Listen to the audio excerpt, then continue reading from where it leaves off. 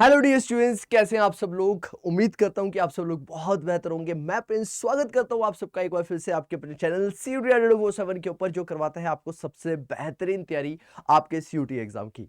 लेकर आ चुका हूं एक और वन शॉट वीडियो, जिसके अंदर हम लोग काफी ज्यादा डिटेल में बात करने वाले हैं लिबरलाइजेशन, प्राइवेटाइजेशन और ग्लोबलाइजेशन के बारे में। जी हाँ, one of the most important chapter है ये। क्लास 12th के पर्सपेक्टिव से और आपके CUT एग्जाम के पर्सपेक्टिव से भी, क्योंकि देखा गया है कि यहां से क्वेश्चंस एग्जाम के अंदर आते हैं। तो हमें यह समझना पड़ेगा कि लिबरलाइजेशन, प्राइवेटाइजेशन और ग्लोबलाइजेशन का मतलब होता क्या है। What is LPG।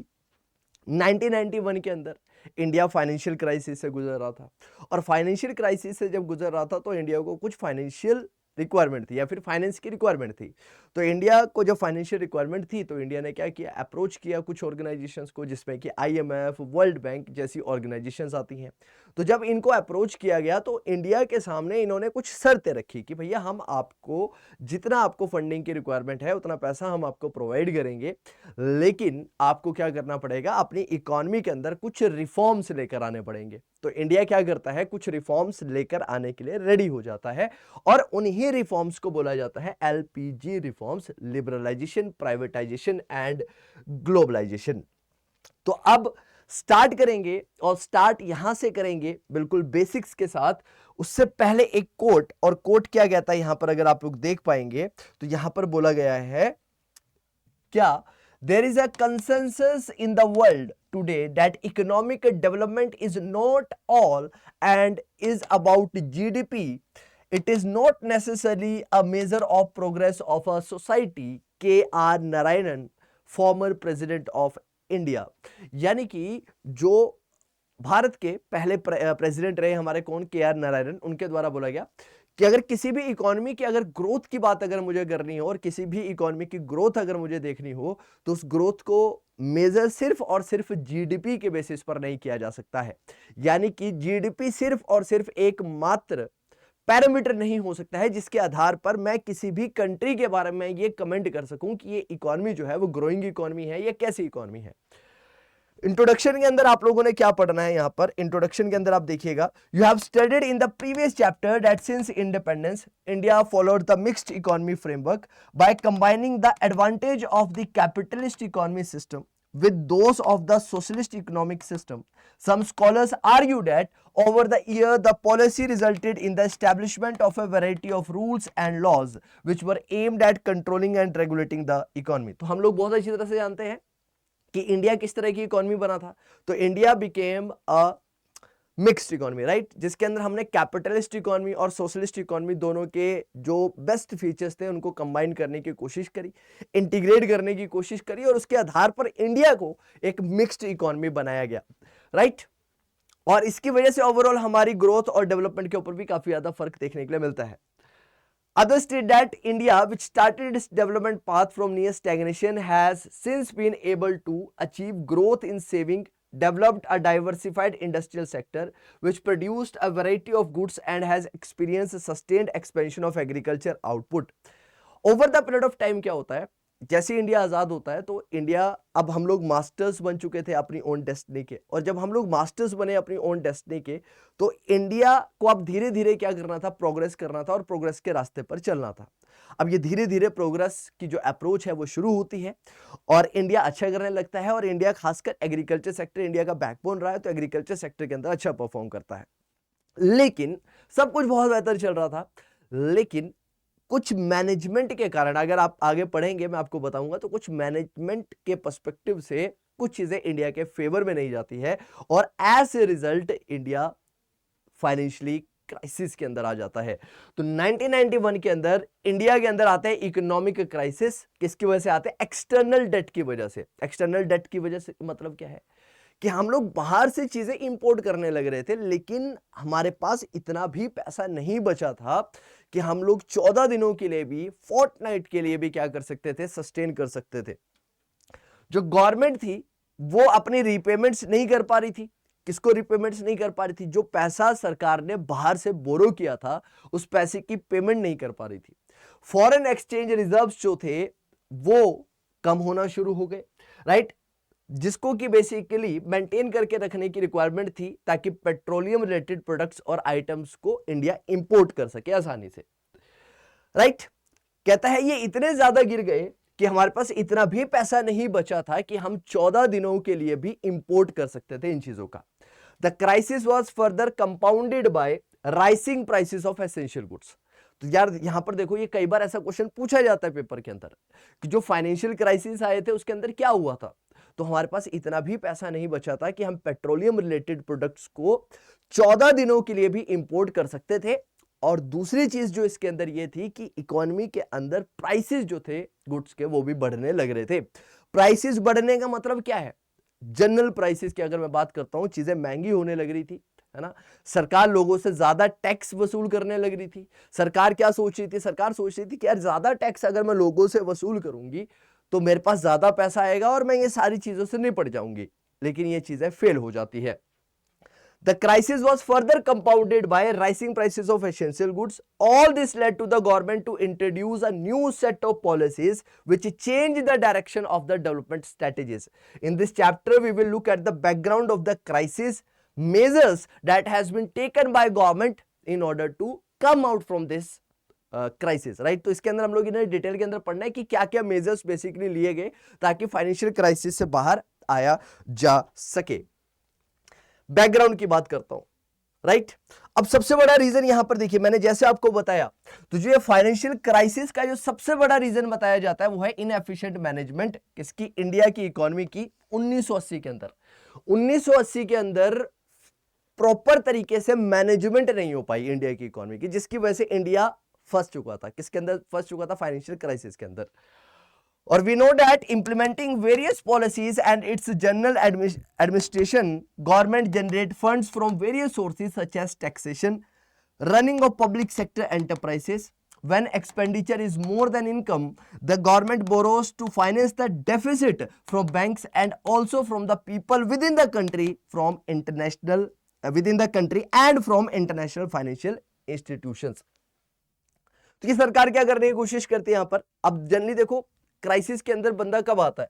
क्राइसिस के अंदर बंदा तब आता है जब उसके एक्सपेंडिचर्स, यानी कि जो उसके खर्चे हैं, when their expenditures are greater than income, खर्चे ज्यादा है, इनकम कम है, तो हम लोगों को यहां पर क्या देखने के लिए मिलता है? हमें डेफिसिट की सिचुएशन देखने के लिए मिलती है। कैसी सिचुएशन देखने के लिए मिलती है? डेफिसिट की सिचुएशन हम लोगों को यहां पर देखने के लिए मिलती है। और इंडिया इस डेफिसिट से बाहर आने के लिए क्या करता है, राइट? वो इंटरनेशनल फाइनेंशियल इंस्टीट्यूशंस की मदद लेता है, बैंकों की मदद लेता है, इनफैक्ट कंट्री के लोगों तक से मदद लेता है, उनसे ज्यादा टैक्स इंपोज करके। तो क्या बोला जाता है यहां पर? आगे देखिएगा कि when we import goods like petroleum we pay in dollars which we earn from our export, जिसको हम लोग कहां से अर्न करते थे? एक्सपोर्ट करते थे, वहां से अर्न किया जाता था। So development policies required that even though the revenue was very low, right, हमारा रेवेन्यू बहुत कम था, लेकिन गवर्नमेंट के सामने और भी बहुत सारे चैलेंजेस थे। रेवेन्यू हमारा कम था, खर्चे हमारे ज्यादा थे, लेकिन इसके साथ साथ और भी दिक्कतें थी, जैसे कि अनएम्प्लॉयमेंट की समस्या भी एक तरफ चल रही है, पॉवर्टी की समस्या हमारे पास एक तरफ चल रही है, पॉपुलेशन भी हमारी काफी ज्यादा तेजी के साथ बढ़ रही है।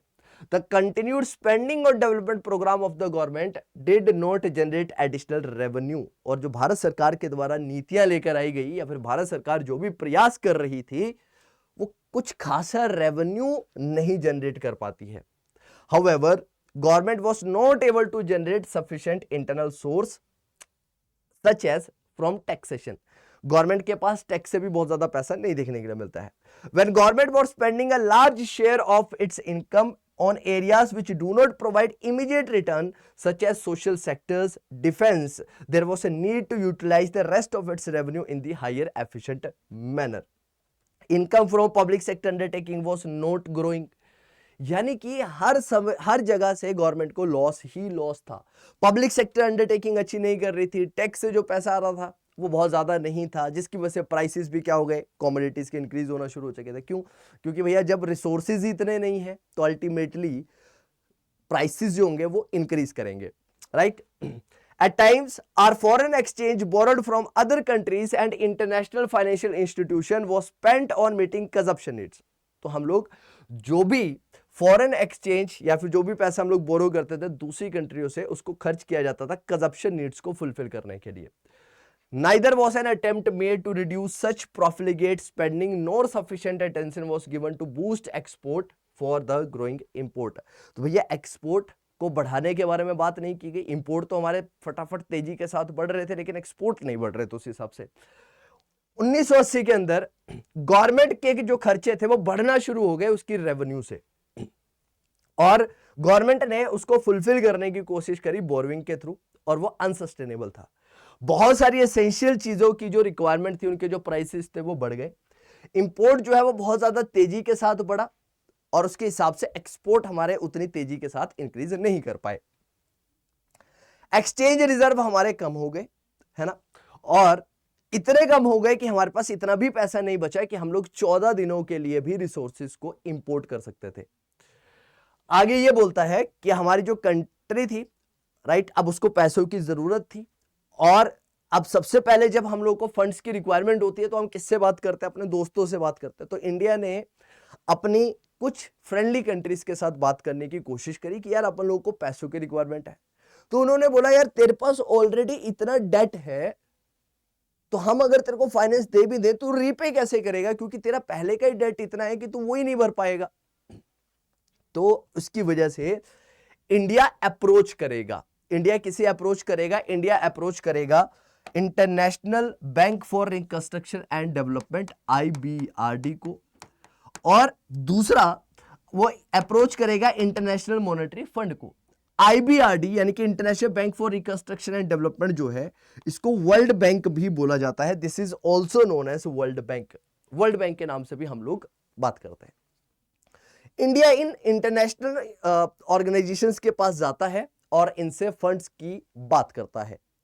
इवेंचुअली ये ऑर्गेनाइजेशंस फंड्स देने के लिए तैयार हो जाती हैं, और 7.2 बिलियन डॉलर, राइट, एग्जैक्ट अगर बात करूं तो 7.2 बिलियन US डॉलर फंड जो है वो दिए जाते हैं इंडिया को, ताकि इंडिया उस पैसे को लेकर अप्लाई कर सके और अपने इस फाइनेंशियल क्राइसिस से बाहर आ सके। लेकिन इन संस्थानों ने इंडिया के सामने कुछ शर्तें रखी। बोला कि आपको क्या करना पड़ेगा, पहले आपको अपनी इकोनॉमी के अंदर कुछ चेंजेस लेकर आने पड़ेंगे, तब जाकर हम आपको ये फंड्स प्रोवाइड करेंगे। और सबसे पहला चेंज क्या था कि आपको अपना स्ट्रक्चर चेंज करना पड़ेगा, यानी कि आप जो अपनी लोकल इंडस्ट्रीज को प्रोटेक्ट करके रखते हैं उसको ग्लोबलाइज करना पड़ेगा, आपको उसे इंटीग्रेट करना पड़ेगा। और उसी का ही परिणाम स्वरूप यह बनता है कि इंडिया 1991 के अंदर उस समय के फाइनेंस मिनिस्टर, जिनको कि डॉक्टर मनमोहन सिंह बोला जाता है, डॉक्टर मनमोहन सिंह उस समय पर फाइनेंस मिनिस्टर थे, वो लेकर आते हैं LPG रिफॉर्म्स, ताकि इंडिया को बेल आउट किया जा सके। तो इंडिया $7 बिलियन लोन के तौर पर उनको दिए जाते हैं ताकि वो इन क्राइसिस से बाहर आ सके। इंटरनेशनल एजेंसीज ने इंडिया से एक्सपेक्ट किया कि वो लिबरलाइज कर दे, ओपन कर दे इकोनॉमी को, और रिस्ट्रिक्शंस को रिमूव कर दे प्राइवेट सेक्टर से, right. India agree to the conditions of the world bank and announce the new economic policy. Bharat क्या करता है? अब क्या ऑप्शंस है? अब भैया कोई ऑप्शंस ही नहीं है, पैसा तो चाहिए लेकिन ऑप्शन नहीं है। अब माननी पड़ेगी बात जो सामने वाला कह रहा है। तो वो यानी कि इंडिया रेडी हो जाता है न्यू इकोनॉमिक पॉलिसीज को अडॉप्ट करने के लिए। इंडिया कंसिडर करता है अलग अलग प्रकार के इकोनॉमिक रिफॉर्म्स की। Policies were toward creating a more competitive environment in the economy and removing the barriers to entry and growth of the firms, है ना।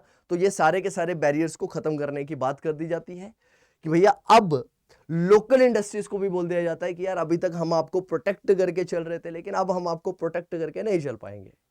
क्यों? क्योंकि अब आपको कंपीट करना पड़ेगा इंटरनेशनल ऑर्गेनाइजेशंस की वजह से। जो सेट ऑफ पॉलिसी, फिर अगला इंपॉर्टेंट पॉइंट क्या था कि अब पैसा मिल गया। अब जैसे ही पैसा मिला तो अब उस पैसे को कहां पर लगाया जाए।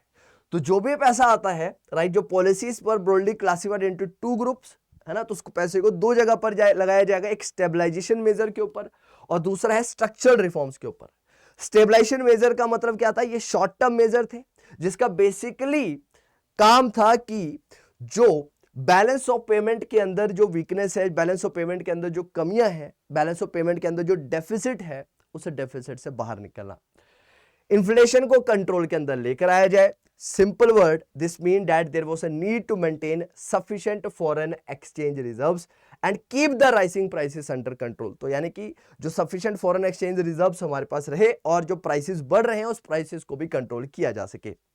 स्ट्रक्चर रिफॉर्म्स, पॉलिसीज जो है वो लॉन्ग टर्म मेजर थे और जो स्ट्रक्चरल रिफॉर्म्स जो है वो लॉन्ग टर्म मेजर थे, जिसका बेसिक एम था कि एफिशिएंसी ऑफ इकोनॉमी को इंक्रीज किया जा सके, इंटरनेशनल कॉम्पिटिटिवनेस को बढ़ाया जा सके ताकि various sector of Indian economy को ग्रो करवाया जा सके। Government initiated A variety of policies which fall under 3 head. तो गवर्नमेंट पॉलिसीज लेकर आती है जिसको कि हम लोग 3 हेड के अंदर डालते हैं, लिबरलाइजेशन, प्राइवेटाइजेशन एंड ग्लोबलाइजेशन के हेड के अंदर। लिबरलाइजेशन, लिबरलाइजेशन का मतलब है लिबरल करना, लिबरल का मतलब क्या है, फ्री करना। As pointed out in the beginning, rules and laws which were aimed at regulating the economic activities become a major hindrance in the growth and the development. तो भैया सबसे पहले मिसमैनेजमेंट हुई, जो रूल्स एंड रेगुलेशन थे वही सबसे बड़ा कारण बने कि इंडिया ग्रो नहीं कर पाया। Liberalisation was introduced to put an end to these restrictions, opened various sectors of the economy, though a few liberalization measures were introduced in 1980 in areas of industrial licensing, export-import policy, technology upgradation, fiscal policy and foreign investment reform policy initiated in 1991। तो India liberalisation measures लेकर आता है और liberalisation के अंदर कुछ liberalisation major तो India ने 1980 के अंदर ही अडॉप्ट कर लिए थे, लेकिन कुछ 1991 के अंदर एक्सेप्ट किए जाते हैं। Let us try to study some important areas such as the industrial sector, financial sector, tax reform, foreign sector market, trade, investment sectors, जिनको greater attention दी गई 1991 के अंदर। यानी कि हमने लिबरलाइजेशन की अगर बात करी तो लिबरलाइजेशन 1980 के अंदर भी कुछ एरियाज के अंदर रहा और 1991 के अंदर भी कुछ एरियाज के अंदर रहा। तो भैया सबसे पहले इंपॉर्टेंट बात की गई कि 1991 के अंदर जो मेजर हमारे पास एरियाज थे उनकी बात रहेगी। तो deregulation of the industrial sector, industrial sector को डीरेगुलराइज कर दिया गया। इंडिया के अंदर रेगुलेटरी मैकेनिज्म जो थे उनको इन्फोर्स किया गया अलग अलग सेक्टर के अंदर। Industrial licensing under which every entrepreneur had to get permissions from the government official to start a firm, close a firm और decide the amount of goods that could be produced. तो भैया पहले क्या good बनेगी, कितनी quantity उसकी बनेगी, उसके लिए लाइसेंस की रिक्वायरमेंट होती थी और वो लाइसेंस की अप्रूवल गवर्नमेंट ऑफिशियल से लेनी पड़ती थी, तो उसको खत्म कर दिया गया। Private sector was not allowed in many industries, है ना, प्राइवेट सेक्टर को बहुत सारी इंडस्ट्रीज के अंदर अलाउ नहीं किया जाता था। Some goods only be produced by small scale industry, ताकि स्मॉल स्केल इंडस्ट्रीज को प्रोटेक्ट किया जा सके। Control on price fixation and distribution of the selected industrial goods, right. The reform policies introduced in and after 1991 removed many of these restrictions। बहुत सारे restrictions को इन्होंने यहां से खत्म कर दिया कि भैया अब ये restrictions से बात नहीं बनेगी और अब ये restrictions खत्म करनी पड़ेगी। इंडस्ट्रियल लाइसेंसिंग को खत्म कर दिया गया लगभग हर प्रोडक्ट के ऊपर। कुछ प्रोडक्ट के ऊपर बोला गया कि लाइसेंस लेने की रिक्वायरमेंट है अगर आप वो प्रोड्यूस करते हो, जिसके अंदर alcohol, cigarette, hazardous chemicals, industrial explosives, electronic, aerospace, drugs and pharmaceutical industries. ये गवर्नमेंट ने बोला कि भैया अगर आप इन फील्ड के अंदर काम करना चाहते हो तो आपको क्या करना पड़ेगा, आपको सिंपली हमसे लाइसेंस लेना पड़ेगा। The only industries which are now not reserved for the public sector are part of atomic energy generation and some core activities in the railway transport. Many goods produced by small scale industries have now been de-reserved। जो छोटी छोटी industry जो चीजें बना सकती थी उसको de-reserve कर दिया गया।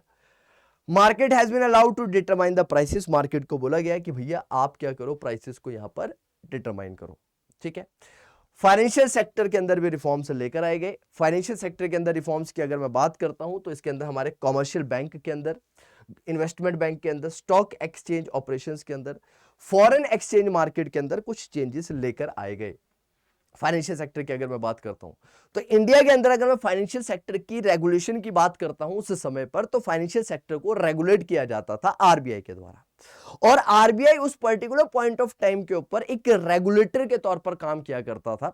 अब आरबीआई को रेगुलेटर ना बनाकर एक फैसिलिटेटर बना दिया गया, एक हेल्पर बना दिया गया। रेगुलेटर का मतलब होता है कि भैया जो पॉलिसीज को जब इंप्लीमेंट करवाता है तो कुछ स्ट्रिक्ट एक्शंस वगैरह वो लगा सकता है, यानी कि कमांड करना, रेगुलेट करना। लेकिन फैसिलिटेटर का मतलब क्या होता है कि हेल्पिंग हैंड के तौर पर काम करना। You may be aware that all banks and other financial institutions in India are regulated through various norms and regulations of the RBI. आपको पता है कि फाइनेंशियल इंस्टीट्यूशंस जो है उनको रेगुलेट किया जाता है आरबीआई के नॉर्म्स के थ्रू। तो आरबीआई डिसाइड करती है जो कि बैंकों को अपने पास पैसा कितना रखना होता है, कितना फिक्स रेट होता है, यानी कि SLR, repo rate, reverse repo rate, उसकी बात हो रही है। कैसे कैसे अलग अलग सेक्टर्स की लैंडिंग की जाएगी। One of the major aim of the financial sector reforms is to reduce the role of RBI from regulator to a facilitator. तो RBI को क्या बना दिया जाता है, रेगुलेटर से फैसिलिटेटर बना दिया जाता है फाइनेंशियल सेक्टर के अंदर। और ये इंपॉर्टेंट है, यहां से क्वेश्चन आ सकता है। तो RBI was reduced to a facilitator from the regulator. This means that the financial sector may be allowed to take decisions on many matters without consulting the RBI. तो आरबीआई से बिना consult किए हुए, right, अब financial sector के अंदर चीजें बदली जा सकती थी, जो कि पहले अलाउड नहीं था। The reform policies led to the establishment of private sector bank. Private sector banks को अलाउ कर दिया गया। इंडियन बैंक को भी बोला गया कि आप भी आइए बैंकिंग सेक्टर के अंदर पार्टिसिपेट करिए। फॉरेन बैंक को बोला गया कि आप भी आइए पार्टिसिपेट करिए। एफडीआई, फॉरेन डायरेक्ट इन्वेस्टमेंट बढ़ा दी गई बैंकिंग सेक्टर के अंदर, 74% कर दी गई। और जो भी बैंक फुलफिल करते थे कुछ कंडीशंस को, उनको अलाउ कर दिया जाता था कि वो अपनी ब्रांचेस जो है वो खोल सकते हैं, जो कि पहले जब आरबीआई रेगुलेटर होता था इतना आसान नहीं होता था। आरबीआई से बहुत सारे डॉक्यूमेंटेशंस करवाने पड़ते थे, जिनको वहां पे फ्री कर दिया गया। दो banks have been given permission to generate resources from India and abroad, certain managerial aspects have been retained with the RBI to safeguard the interest of the account holder, ताकि अकाउंट होल्डर का interest safeguard रहे और country का interest safeguard रहे, right. उसके perspective से RBI के पास कुछ राइट्स दे दिए गए। फॉरेन इंस्टीट्यूशनल इन्वेस्टमेंट जैसे कि merchant bankers, mutual funds, pension funds are allowed to invest in the financial market. उनको बोल दिया गया कि आप इंडिया की फाइनेंशियल मार्केट के अंदर इन्वेस्ट कर सकते हो, कोई दिक्कत वाली बात नहीं। टैक्स सेक्टर के अंदर भी रिफॉर्म्स लेकर आए गए। टैक्स सेक्टर के अंदर रिफॉर्म लाने का मतलब क्या है, गवर्नमेंट ने टैक्सेस को इंक्रीज किया, है ना, कॉर्पोरेट टैक्स इंप्लीमेंट किया। और सरकार ने क्या बोला कि सरकार पहले बहुत ज्यादा टैक्स लगाती थी, तो बोला यार जब बहुत ज्यादा टैक्स लगेगा तो लोग वैसे भी पैसा देने से मना करेंगे, तो कहते एक काम करो टैक्स को कम कर दो, है ना, लेकिन लोगों से टैक्स लो, लेकिन कम टैक्स लो। तो यहां पर tax reforms were concern with the reforms in the government taxation, public expenditure policy, which collectively known as the fiscal policy. और आप लोगों को पता है फिस्कल पॉलिसी, है ना, एक किस्म से पॉलिसी है जो गवर्नमेंट के द्वारा लेकर आई जाती है ताकि इन्फ्लेशन और डिफ्लेशन को गवर्नमेंट कंट्रोल करे, जिसको कि बजटरी पॉलिसी भी बोलते हैं। There are two types of tax, एक डायरेक्ट टैक्स, इनडायरेक्ट टैक्स होता है। डायरेक्ट टैक्स वो टैक्स होता है जो लोगों की इंडिविजुअल इनकम के ऊपर लगता है, right, profit of the business के ऊपर लगता है। 1991 के बाद कॉन्टिन्यूस रिडक्शन हमें देखने के लिए मिलता है टैक्सेस के ऊपर, इंडिविजुअल इनकम के ऊपर, बिकॉज ऐसा लगा कि हाई रेट ऑफ टैक्सेस की वजह से लोग जो है वो पैसे को या फिर टैक्स को चुराने की कोशिश कर रहे हैं। कह रहे तो टैक्स को कम ही कर दो, ताकि सारे टैक्स थे, कम टैक्स थे लेकिन सब टैक्स देंगे तो बात बराबर ही हो जाएगी। तो it is now widely accepted that moderate rate of income tax encourage savings and voluntary disclosure of the income. The rate of the corporate tax, which was very high earlier, has been gradually reduced. Corporate tax को भी कम कर दिया गया, company tax को भी कम कर दिया गया। इनडायरेक्ट टैक्सेस को भी रिफॉर्म्स करने की बात की गई। टैक्सेस जो कि कमोडिटीज के ऊपर लगे, उनको order to facilitate the establishment of the common national market for goods and commodities. 2016 के अंदर इनडायरेक्ट टैक्स को ज्यादा बेहतर करने के लिए गवर्नमेंट जीएसटी लेकर आती है, गुड्स एंड सर्विस टैक्स लेकर आती है 2016 के अंदर। और इसको लाने के पीछे का जो सबसे बड़ा ऑब्जेक्टिव था, वो ऑब्जेक्टिव क्या था, वो ऑब्जेक्टिव था वन नेशन वन टैक्स, है ना। तो to simplify and introduce a unified indirect tax system in India. ये लॉ आता है जुलाई 2017 के अंदर इफेक्ट में आ जाता है। This is expected to generate additional revenue for the government. Bharat सरकार के लिए एडिशनल रेवेन्यू लेकर आता है, टैक्स इवेजन को कम कर देता है, one nation one tax one market के ऑब्जेक्टिव के साथ ये काम करता है। Another component of the reforms in these areas is a simplification. In order to encourage better compliance on the part of the taxpayer, many producer has been simplified and rate also substantially lowered. Rate को कम कर दिया गया, है ना, मैंने आपको already बताया।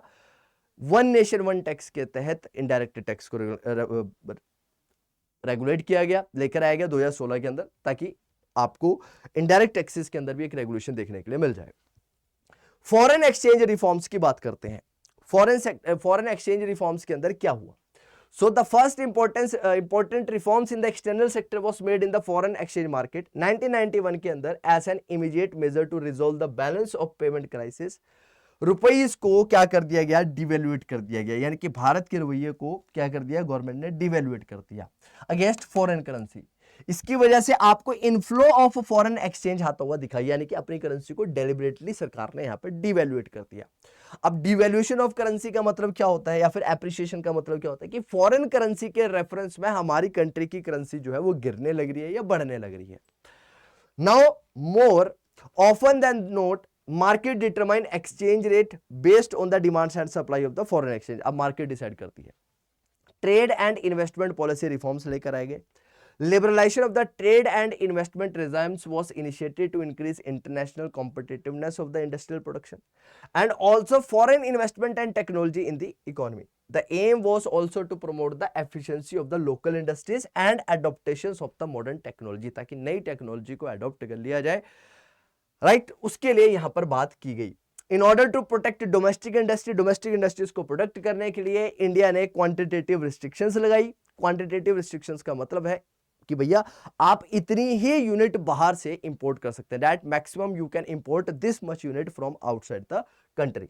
This was encourage through tight control over import and by keeping the tariffs very high. Tariffs का मतलब क्या होता है? टैक्सेस को बहुत ज्यादा हाई रखा। This policy reduce efficiency and competitiveness which led to the slow growth of the manufacturing sector, जिसकी वजह से मैन्युफैक्चरिंग सेक्टर के अंदर ग्रोथ कम देखने के लिए मिलती है। The trade policy reforms are aimed at dismantling of the quantitative restrictions। quantitative restrictions को हटाओ, इंपोर्ट और एक्सपोर्ट के ऊपर टैरिफ्स को कम करो और लाइसेंसिंग प्रोसीजर्स जो है उनको खत्म करो। फिर आता है इंपोर्ट लाइसेंसिंग। इंपोर्ट लाइसेंसिंग को एब्लिश कर दिया गया, right, in case of hazards and environmentally sensitive industries के ऊपर, यानी कि इंपोर्ट लेकर आओ, कोई दिक्कत नहीं है, इंपोर्ट लेकर आना है, करो, इंपोर्ट करो, एक्सपोर्ट करो, ताकि फ्री कर दिया जाए इकोनॉमी को। लेकिन कुछ ही इंडस्ट्रीज के ऊपर हम लोगों ने क्या किया? इंपोर्ट लाइसेंसिंग को खत्म नहीं किया, जो कि खासकर एनवायरमेंटल हैजार्डस है। क्वांटिटेटिव रिस्ट्रिक्शन जो इंपोर्ट के ऊपर थी, right, of manufacture consumer goods and agriculture product, इसको भी रिमूव कर दिया गया 2001 के अंदर। एक्सपोर्ट ड्यूटी जो थी उसको भी रिमूव कर दिया गया, है ना। तो ये सारी चीजें हमें देखने के लिए मिलती है लिबरलाइजेशन के अंदर। Then we have privatisation. Privatisation का मतलब क्या होता है? प्राइवेटाइजेशन का मतलब है प्राइवेट सेक्टर, है ना। तो पहले पब्लिक सेक्टर अंडरटेकिंग क्या करती थी? लीड करती थी। पब्लिक सेक्टर फ्रंट से होकर लीड करने लग रहा था। अब प्राइवेट सेक्टर को यहां पर क्या बोला गया कि भैया आप भी आइए और अच्छा योगदान प्ले करिए। So it implies shedding of the ownership of the management of a government owned enterprises. Government companies are converted into private companies in two way. तो प्राइवेटाइजेशन का मतलब क्या हुआ कि भैया गवर्नमेंट कंपनीज को भी प्राइवेट में कन्वर्ट करने की कोशिश की गई, प्राइवेट सेक्टर का रोल यानी कि ज्यादा करने का प्रयास किया गया। इसके पीछे का रीजन क्या था? कि भैया पब्लिक सेक्टर अंडरटेकिंग जो थी वो बहुत ज्यादा प्रॉफिट नहीं कमाने लग रही थी। अच्छा, वो बहुत ज्यादा प्रॉफिट क्यों नहीं कमाने लग रही थी? इसके पीछे का रीजन क्या था? इसके पीछे का जो सबसे बड़ा रीजन था, जो ज्यादा प्रॉफिट वो नहीं कमा पा रहे थे, इसके पीछे का जो सबसे बड़ा कारण उस समय पर बताया जाता है वो ये है कि ये जो पब्लिक सेक्टर अंडरटेकिंग्स थी ये प्रॉपर्ली मैनेज नहीं हो पा रही थी। तो गवर्नमेंट क्या बोलती है? गवर्नमेंट बोलती है देखो यार, प्राइवेट सेक्टर के पास इसका कंट्रोल दे देते हैं, या फिर हम लोग क्या करते हैं कि प्राइवेट सेक्टर से सबसे बेहतरीन लोगों को लेकर आते हैं जो कि इनको मैनेज कर लें। तो by withdrawal of the government from ownership and management of the public sector, public sector से गवर्नमेंट की मैनेजमेंट को खत्म कर दो, और by outright sale of the public sector companies, या तो कंपनी को ही बेच दो। दो चीजें कर लेते हैं। Privatisation of the public sector enterprise by selling of part of the equity of the public sector enterprises, यानी कि पब्लिक सेक्टर एंटरप्राइज के स्टेक को अगर जब मार्केट के अंदर बेच दिया जाता है तो उसे प्राइवेट डिसइन्वेस्टमेंट बोला जाता है। क्या बोला जाता है? उसे डिसइन्वेस्टमेंट बोला जाता है। तो डिसइन्वेस्टमेंट का मतलब क्या हुआ कि पब्लिक सेक्टर एंटरप्रेन्योर्स के या फिर एंटरप्राइजेस के शेयर्स को जब मार्केट में बेचा जाए तो उसको डिसइन्वेस्टमेंट बोला जाता है। जैसे कि एयर इंडिया हो गया, फेल हो गया, सेल हो गया, सारी की सारी गवर्नमेंट ऑर्गेनाइजेशन है, एमटीएनएल, बीएसएनएल, तो इनको अगर बेच दिया जाएगा मार्केट के अंदर तो उसे डिसइन्वेस्टमेंट बोला जाएगा। The purpose of the sale according to the government was mainly to improve financial discipline and facilitate modernization. It was also envisaged that private capital and managed capabilities could be effectively utilized to improve the performance of the public sector undertaking. तो public sector undertaking की performance को बढ़ा दिया जाए, बढ़ाया जा सके, उसके पर्सपेक्टिव से ये सारी चीजें यहां पर की जाती है. The government envisages that privatization could provide strong impetus to the inflow of the FDI. तो बोला प्राइवेटाइज होगी चीजें, पब्लिक सेक्टर से चीजें प्राइवेट सेक्टर के पास जाएगी तो चीजें डिसिप्लिन में आएगी, तो उसकी वजह से एफडीआई फॉरेन डायरेक्ट इन्वेस्टमेंट भी कंट्री के अंदर बढ़ने लगेगा. तो government made attempt to improve the efficiency of the public sector undertaking. Public sector undertaking की एफिशिएंसी को बढ़ाया गया ताकि ऑटोनॉमी उनके पास हो मैनेजरियल डिसीजन के अंदर, यानी कि प्राइवेट सेक्टर के पास ऑटोनॉमी रहे. इंस्टेंस कुछ पब्लिक सेक्टर अंडरटेकिंग जो है उनको स्पेशल स्टेटस दिया गया, महारत्नास, नवरत्नास और मिनी रत्ना का, यानी कि इनको बोला गया कि भैया आप महारत्ना, मिनी रत्ना, नवरत्ना बनाए गए ताकि पब्लिक सेक्टर भी प्रॉपर तरीके से परफॉर्म कर सके. Then we have the concept of globalisation. What is globalization? Globalization simply means integration of a country's economy with the world economy. जब आप एक कंट्री की इकोनॉमी को वर्ल्ड की इकोनॉमी के साथ जोड़ते हो तो उसको बोला जाता है globalisation. So although globalization is generally understood to mean integration of the economy of a country with the world economy, it is a complex phenomena. It is the outcome of the set of various policies that are aimed at transforming the world towards greater interdependence and integration. ताकि पूरे के पूरे world को एक दूसरे से interdepend किया जाए, इंटीग्रेट किया जाए, जोड़ा जाए. इस पर्सपेक्टिव से ये सारी की सारी चीजें जो है वो यहाँ पर की जाती है. It involves creation of networks and activities transcending economic, social and geographical boundaries. Globalization attempted to establish link in such a way that happening in India can influence the event happening in the mile away. यानी कि कोई चीज अगर India के अंदर हो रही है तो वो चीजें बाहर की चीजों को भी इंपैक्ट कर दी. It is turning the world into one whole और क्रिएटिंग ए बॉर्डरलेस वर्ल्ड. एक बॉर्डरलेस वर्ल्ड हम लोगों ने क्रिएट कर दिया. ग्लोबलाइजेशन का मतलब क्या है कि बॉर्डरलेस वर्ल्ड क्रिएट कर देना, और बॉर्डरलेस वर्ल्ड क्रिएट करने का मतलब क्या है कि पूरे वर्ल्ड की इकोनॉमी को जोड़ देना. किसके साथ में? एक कंट्री की इकोनॉमी को जोड़ देना वर्ल्ड की इकोनॉमी के साथ में ग्लोबलाइजेशन कहलाता है. इसके अंदर सबसे पहला पॉइंट आता है आउटसोर्सिंग का. किसका पॉइंट आता है? आउटसोर्सिंग का पॉइंट आता है. आउटसोर्सिंग का मतलब क्या होता है कि जनरली आउटसोर्सिंग जो है वो डेवलप्ड कंट्रीज के द्वारा की जाती है. कहां पर? डेवलपिंग कंट्रीज के अंदर. क्यों की जाती है? ताकि भैया डेवलप्ड कंट्रीज जो है वो अपनी कॉस्ट को सेव कर सके. This is one of the important outcome of the globalisation process. जैसे कि आप बीपीओस, केपीओस की बात करते हैं, बिजनेस प्रोसेस आउटसोर्सिंग की बात करते हैं, नॉलेज प्रोसेस आउटसोर्सिंग की बात करते हैं, वो इसी का ही एग्जांपल है. In outsourcing a company hires regular services from external sources. External sources से रेगुलर सर्विसेज हाई करते हैं. खासकर अगर बात करता हूं तो प्रोवाइडेड इंटरनली और from within the country, जैसे कि legal advice, computer services, advertisement वगैरह, ये सारी चीजें आती हैं. Economic activities outsourcing has intensified in recent time. पीछे के टाइम के साथ ये काफी ज्यादा तेजी के साथ क्या हुई है? इंक्रीज हुई है. और इसके पीछे का जो इंक्रीमेंट है, इसके पीछे का जो सबसे बड़ा रीजन बोला जाता है, वो रीजन क्या बोला जाता है? Because of the growth of the fast mode of communication, particularly the growth of IT sector. Many of the services such as voice-based business, popularly known as BPO, record keeping, accountancy, banking, music recording, film editing, book transcriptions, clinical advice, or even teaching are become outsourced by companies in the developed countries to India. With the help of the modern telecommunications link including internet, the text, voice and visual data in respect of these services is digitized and transmitted in the real time over continent and national boundaries. तो अब हम लोग ये सारी चीजें क्या कर पा रहे हैं? एक वर्ड से दूसरे पार्ट तक लेकर जा पा रहे हैं. Most multinational corporations and even small companies are outsourcing their services to India. छोटी छोटी कंट्री भी आउटसोर्स कर रही हैं चीजों को. कहां पे? इंडिया जैसी कंट्रीज के अंदर, क्योंकि लेबर यहां पर आसानी से मिल जाती है, एडुकेटेड लेबर, स्किल्ड लेबर, और कम प्राइसेस पर देखने के लिए मिल जाती है. Now be available at A cheaper cost with reasonable degree of skills and accuracy. Skills भी है, एक्यूरेसी भी है, कम कॉस्टिंग पर भी मिल रही है, तो बड़ी बड़ी कंट्रीज के लिए तो ये अच्छी बात है. The low wage rate and availability of the skilled manpower in India have made it a destination for the global outsourcing in the post reform period. तो रिफॉर्म पीरियड के बाद में ये सारी चीजें काफी ज्यादा बेहतर हो जाती है इंडिया के लिए. तो ग्लोबलाइजेशन की वजह से क्या फायदा हुआ? ग्लोबलाइजेशन की वजह से हमने अपनी कंट्री की इकोनॉमी को इंटीग्रेट कर दिया वर्ल्ड इकोनॉमी के साथ में। तो जो भी चीजें इंडिया के अंदर हो रही थी उसका इंपैक्ट वर्ल्ड के ऊपर देखा जा सकता था, या फिर वर्ल्ड के अंदर जो भी चीजें हो रही है उसका इंपैक्ट इंडिया के ऊपर देखा जा सकता है। Now we have world trade organisation. World trade organisation क्या होती है? जो कि ट्रेड को रेगुलेट करती है। पहले इसे गैट बोला जाता था, यानी कि general agreement on trade and tariffs बोला जाता था। डब्ल्यूटीओ को फॉर्म किया गया था 1995 के अंदर, और ये सक्सेसर था गैट का, general agreement on trade and tariff का। गैट को स्टैब्लिश किया गया था 1948 के अंदर, 23 कंट्रीज के साथ में ग्लोबल एग्रीमेंट हुआ था ऑर्गेनाइजेशन के अंदर, ताकि एडमिनिस्टर किया जा सके मल्टीनेशनल ट्रेड एग्रीमेंट को, ताकि इक्वल अपॉर्चुनिटी दी जा सके कंट्रीज को इंटरनेशनल मार्केट के अंदर ट्रेडिंग पर्पस के लिए। मतलब कोई भी कंट्री किसी भी कंट्री के साथ में किसी भी तरह का एग्रीमेंट वायलेशन ना करें, मतलब सब इक्वली सब कंट्रीज के साथ में आसानी से ट्रेड कर सके। ये कुछ ऐसा है जैसे कि अगर मान लो मैं जम्मू से ट्रेड कर रहा हूं तो मैं कन्याकुमारी तक बीच में कहीं पर भी ट्रेड कर सकूं, मुझे कोई भी दिक्कत नहीं आती है ट्रेड करने में। तो सेम सेंस में मान लो कि ये वर्ल्ड के साथ ट्रेड है कि सारी कंट्रीज आपस में एक दूसरे के साथ ट्रेड कर पा रही है बिना दिक्कत के। WTO is expected to establish a rule-based trading regime in which nations cannot place arbitrary restrictions on trade.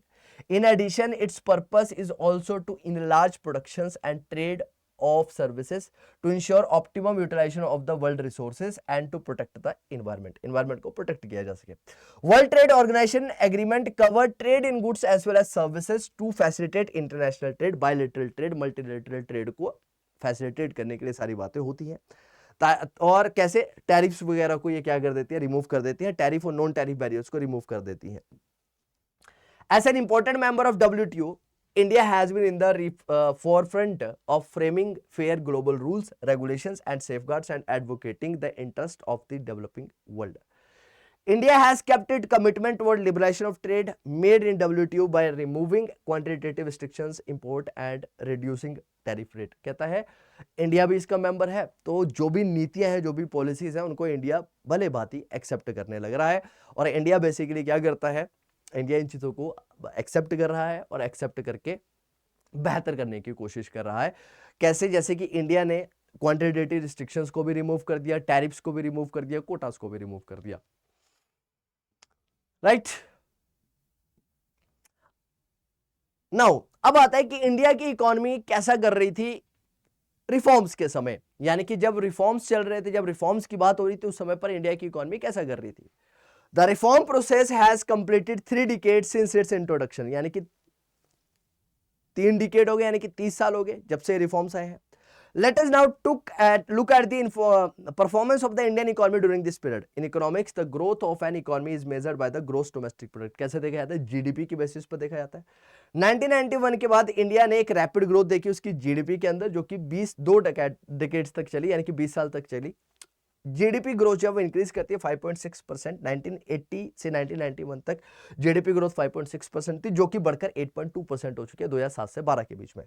अब ये याद रखना 5.6 और 8.2, ये दो चीजें यहां पर ध्यान रखना, ये इंपॉर्टेंट है, 5.6 और 8.2, क्योंकि ये कई बार पूछा जा सकता है कि भैया इंडिया की जीडीपी 1980 से 1991 के बीच में कितनी थी, तो याद रखना 5.6 थी।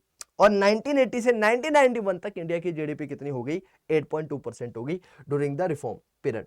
The growth of the agriculture sector has declined. और एक चीज अच्छे से समझना कि जनरली किसी भी इकोनॉमी की अगर बात की जाए तो एक इकोनॉमी जनरली 3 सेक्टर के अंदर से अपनी जीडीपी ग्रोथ को कंप्यूट करती है, जैसे के अंदर agriculture sector, industrial sector, service sector, ये 3 सेक्टर्स आते हैं। ये हमें पता है, बहुत अच्छी तरह से जानते हैं हम लोग ये चीज। तो अब ये सीधा सा कॉन्सेप्ट क्या होता है, ये 3 सेक्टर के अंदर एग्रीकल्चर सेक्टर का कंट्रीब्यूशन सबसे ज्यादा देखने को मिलता था इंडिया के अंदर। कौन से सेक्टर का देखने के लिए मिलता था? एग्रीकल्चर सेक्टर सबसे ज्यादा कंट्रीब्यूट किया करता था किसी समय के अंदर। लेकिन यार चाइना के साथ भी यही दिक्कत थी, लेकिन चाइना ये समझ चुका था कि एग्रीकल्चर सेक्टर की मदद से हम लॉन्ग टर्म ग्रो नहीं कर सकते हैं। बोला क्यों नहीं कर सकते हैं? बोला एग्रीकल्चर सेक्टर के अंदर आपको सबसे ज्यादा देखने के लिए मिलती है डिस्गाइज्ड अनएम्प्लॉयमेंट, छुपी हुई बेरोजगारी, जहां पर लोगों की रिक्वायरमेंट नहीं है लेकिन लोग काम करने में लगे हो। तो कहता है ऐसे, और सीजनल है, बहुत सारे फैक्टर्स के ऊपर एग्रीकल्चर डिपेंड करता है। तो कहा इंडस्ट्रियल सेक्टर की ग्रोथ करो, तो इंडस्ट्रियल सेक्टर के कंट्रीब्यूशन को चाइना ने इंक्रीज किया, जिसी का कारण है कि चाइना जो है वो एक डेवलप्ड इकोनॉमी के रास्ते पर है। एग्रीकल्चर सेक्टर की इंडिया की अच्छी बात यह थी कि एग्रीकल्चर सेक्टर का कंट्रीब्यूशन कम हो चुका था, बाकी सेक्टर्स यानी कि जीडीपी ग्रोथ के अंदर ज्यादा कंट्रीब्यूट करने लगे थे। इंडस्ट्रियल सेक्टर ने फ्लक्चुएशन दिखाई, growth of the service sector has gone up. ये इंडिकेट करता है कि जीडीपी ग्रोथ जो है वो मेनली ड्रिवन है सर्विस सेक्टर की वजह से। 2012-15 के अंदर सेटबैक देखने के लिए मिला डिफेंस सेक्टर के अंदर। पोस्ट 1991 के अंदर एग्रीकल्चर सेक्टर रिकॉर्ड करता है एक हाई ग्रोथ रेट 2013-14 के अंदर। This sector witness negative growth in the subsequent year while the service sector continued to witness a higher level of growth higher than the overall GDP 2014-15। this sector witnessed high growth of 9.8%। तो यानी कि अच्छी बात क्या है कि India का agriculture sector decline कर रहा है लेकिन सर्विस सेक्टर वगैरह अच्छा परफॉर्म करने लग रहा है। The opening of the economy had led to the rapid increase in the foreign direct investment। Economy को खोल दिया गया तो उसकी वजह से एफडीआई इंडिया के अंदर आने लगी, जिसको कि आप लोग एफआईए बोलते हैं, यानी कि फॉरेन इंस्टीट्यूशनल इन्वेस्टर्स की इन्वेस्टमेंट इंडिया के अंदर बढ़ने लगी। दो तरीके से होती है, एफडीआई और FPI. FDI foreign direct investment है, एफपीआई फॉरेन पोर्टफोलियो इन्वेस्टमेंट है। The foreign investment which includes foreign direct investments and foreign institutional investment increase हुई। 100 मिलियन यूएस डॉलर थी 1990 से 91 के बीच में, जो कि बढ़कर यहां पर मिलियन थी 100 मिलियन, यहां पर 30 बिलियन यूएस डॉलर की इन्वेस्टमेंट इंडिया के अंदर देखने के लिए मिली, जिसकी वजह से ओवरऑल फॉरेन एक्सचेंज रिजर्व्स जो है, राइट, वो हमारे पास 6 बिलियन यूएस डॉलर के हैं 1990 से 91 से लेकर, वो बढ़कर 2018-19 के अंदर 413 बिलियन यूएस डॉलर हो चुके थे। Since 1991, India has seen a successful exporter of the auto parts। Auto parts को एक्सपोर्ट करता है, फार्मास्यूटिकल गुड्स को एक्सपोर्ट करता है, सॉफ्टवेयर टेक्सटाइल्स वगैरह को एक्सपोर्ट करता है। प्राइसेस जो हैं वो भी कंट्रोल में अब रखे जाने लग रहे हैं, राइट। तो कहता है लेकिन इसको क्रिटिसाइज भी किया गया। बोला क्यों? क्योंकि इसके अंदर कुछ बेसिक प्रॉब्लम को हम लोगों ने कंसिडर नहीं करा, जैसे कि एम्प्लॉयमेंट के बारे में बात नहीं करी, एग्रीकल्चर सेक्टर के बारे में बात नहीं करी, इंडस्ट्रियल सेक्टर के बारे में कुछ खास बात नहीं, इंफ्रास्ट्रक्चर डेवलपमेंट के बारे में बात नहीं हुई। ग्रोथ एंड एम्प्लॉयमेंट के बारे में कहता है, देख लेते हैं कि क्या कंडीशन थी। ग्रोथ रेट जो था, जो जीडीपी ग्रोथ था, वो इंक्रीज हुआ था रिफॉर्म पीरियड के अंदर। Scholar pointed that reform led growth has not generated sufficient employment opportunities in the country. यानी कि जीडीपी के अंदर ग्रोथ तो देखने को मिला, लेकिन उसके हिसाब से आपको एम्प्लॉयमेंट जो है वो बढ़ती हुई नजर यहां पर नहीं आती है। एग्रीकल्चर सेक्टर के अंदर रिफॉर्म्स लेकर आए गए, और सबसे बड़ा रिफॉर्म्स इसके अंदर यही था कि ग्रीन रेवोल्यूशन को एक्सेप्ट किया गया। Reforms have not been able to benefit agriculture where the growth rate has been decelerating। 1991 के अंदर पब्लिक इन्वेस्टमेंट एग्रीकल्चर सेक्टर के पास की गई, specially infrastructure, irrigation, power, road, market linkage, research, extension, जो कि बहुत ज्यादा इंपॉर्टेंट रोल प्ले करता है ग्रीन रेवोल्यूशन के अंदर, वो गिरता है। Further partial removal of the fertiliser subsidy had led to the increase of the cost of production बढ़ी, जिसने अफेक्ट कर दिया स्मॉल और मार्जिनल फार्मर्स को। This sector has experienced a number of policy changes such as reduction in the import duties on agriculture product, minimum support price, quantitative restrictions को खत्म करना import के ऊपर। एडवर्सली इफेक्ट करता है ये किसको? फार्मर्स को, राइट, ताकि इंक्रीज इंटरनेशनल कंपटीशन जो है आपको यहाँ पर बढ़ता हुआ नजर आता है। ठीक है, इंडस्ट्रियल सेक्टर के अंदर रिफॉर्म्स लेकर आए गए, तो industrial growth has also recorded to a slow down. Industrial sector के अंदर भी आपको ग्रोथ कम देखने के लिए मिलेगी। Decreasing demand of the industrial product due to various reason such as cheaper import आसानी से हो रहे थे, तो इंडस्ट्रियल सेक्टर हमारा ग्रो नहीं करने लग रहा था। क्यों? क्योंकि जो चीज़ें बाहर से हमें सस्ते रेटों पर इंपोर्ट हो जा रही थी या फिर कर पा रहे थे हम, उसको हम लोग यहाँ पर क्यों महंगे रेटों पर प्रोड्यूस करें। Infrastructure etcetera. In a globalized world, developing countries are compelled to open up their economies to the greater flow of goods and capital from developed countries and rendering their industry vulnerable to the imported goods. Cheaper import have thus replaced the demand of domestic goods. Domestic manufacturers are facing competitions from import. The infrastructure facilities including power supply has remained inadequate due to lack of investment. Globalization is thus often seen as creating conditions for free movement of the goods and services, ताकि हम लोग आसानी से goods और services को move कर सकें। Developing countries जैसे कि इंडिया है, तो इंडिया के पास क्या था? एक्सेस नहीं था किसका? टू डेवलप्ड कंट्रीज मार्केट, क्योंकि non tariff barriers of high non tariff barriers. For example, although all quotas restrictions on import of textile and clothing has been removed in India, USA has not removed their quotas restriction to import of the textiles from the India and China। ठीक है ना? तो अब भाई सबसे बड़ी important वाली बात क्या है कि इंडिया ने तो अपनी सारी रिस्ट्रिक्शंस को हटा दिया, लेकिन कहता है कुछ कंट्रियों ने अपनी रिस्ट्रिक्शंस को नहीं रिमूव किया। दूसरी चीज ये थी कि वहां की इंडस्ट्रीज तो बहुत ज्यादा ग्रोथ थी, है ना, वो ऑलरेडी उनके अंदर ग्रोथ देखी जा चुकी थी, लेकिन इंडिया के अंदर उतनी ग्रोथ नहीं थी। फिर डिसइन्वेस्टमेंट की बात हुई, तो डिसइन्वेस्टमेंट भी सरकार ने किया और डिसइन्वेस्टमेंट का जो डिसीजन था वो ज्यादा बेहतर था। तो कहता है गवर्नमेंट फिक्स करता है डिसइन्वेस्टमेंट को पब्लिक सेक्टर एंटरप्राइजेस के अंदर 1991-92 के अंदर, मोबिलाइज 250 करोड़ थ्रू डिसइन्वेस्टमेंट। अब ये बढ़कर 3040 करोड़ टारगेट था, ठीक है, वो हो चुका है 2017-18 के अंदर, टारगेट को बढ़ाकर 1 लाख करोड़ कर दिया गया है, जिसमें से हमने 1,57,000 करोड़ को की डिसइन्वेस्टमेंट कर दी है। पॉइंट्स जो क्रिटिक्स है यानी कि जो क्रिटिसाइज करते हैं इस ओवरऑल पूरी प्रोसेस को, वो क्या बोलते हैं, point out that the assets of the public sector enterprises has been undervalued and sold to the private sector. भैया अंडरवैल्यूएशन किया आपने अपने एसेट का गवर्नमेंट ने और उसको प्राइवेट सेक्टर को बेच दिया कि भैया अब तुम काम करो, यानी कि मेरी कोई चीज 100 रुपए की मैंने उसको 10 रुपए में बेच दिया, ऐसा करने की कोशिश की, ऐसे क्रिटिक्स ने बोला। क्रिटिक्स का मतलब क्या होता है, जो क्रिटिसाइज करते हैं गवर्नमेंट के डिसीजंस को। This means that there has been a substantial loss to the government and the outright sales of the public assets. Public assets को बेचकर सरकार को घाटा हुआ है, फायदा नहीं हुआ है।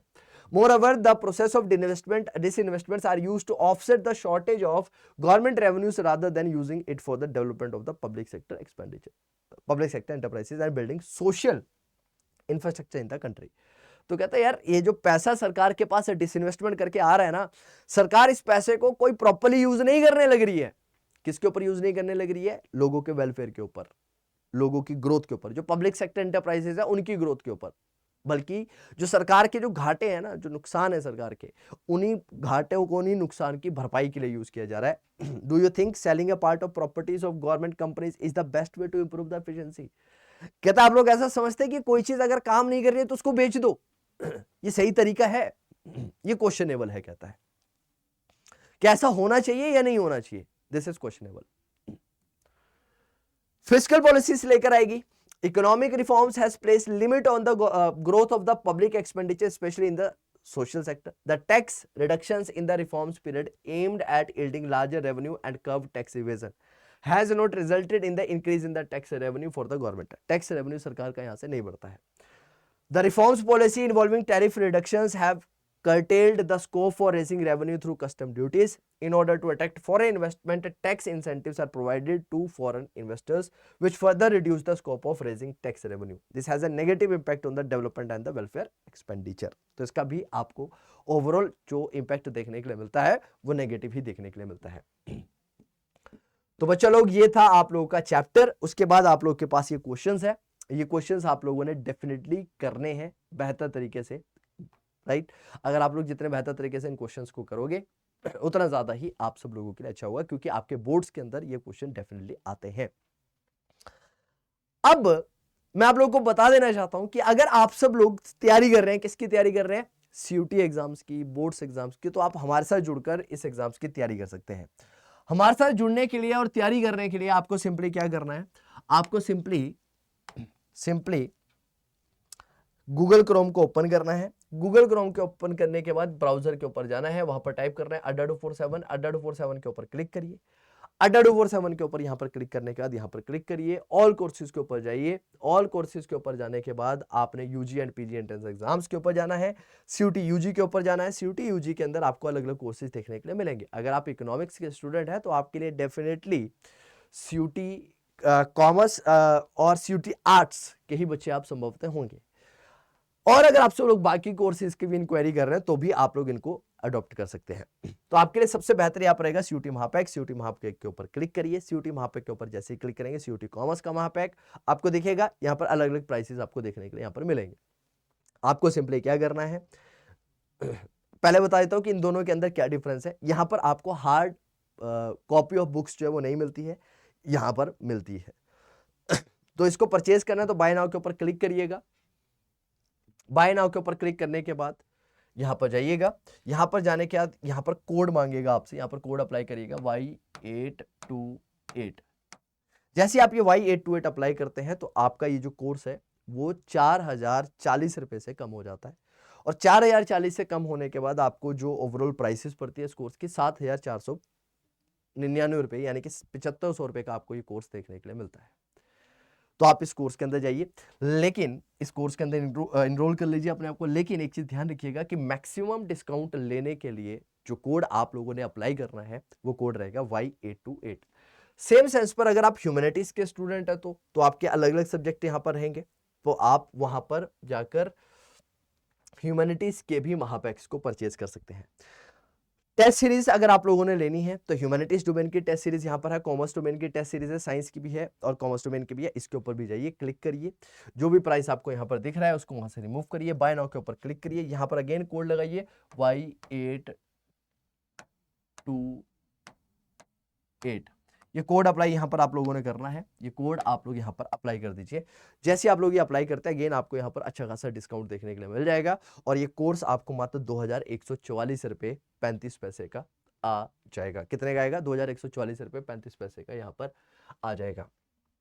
और अगर आप सब लोगों को कोई भी डाउट्स आता है, कोई भी क्वेरीज आती है और आप लोग मेरे साथ उन क्वेरीज डाउट्स को सॉल्व करना चाहते हैं तो आप मुझे मेल कर सकते हैं। मुझे मेल करने के लिए आपको मेरी ईमेल आईडी पता होनी चाहिए, जो कि है prince.thakur@247.com। इसके ऊपर आप लोग मुझे मेल कर सकते हैं। तो मेल कर कर आप सब लोग मुझे अपनी दिक्कतें परेशानियां बता सकते हैं। तो उम्मीद करता हूं, आशा करता हूं कि आप सब लोगों को ये क्लास बहुत बेहतर लगी होगी। इसी तरह की क्लासेस के लिए और वीडियोस के लिए बने रहिए अपने चैनल के साथ। मिलते हैं आप सब लोगों से अगली क्लास में। Till then take care. जय हिंद।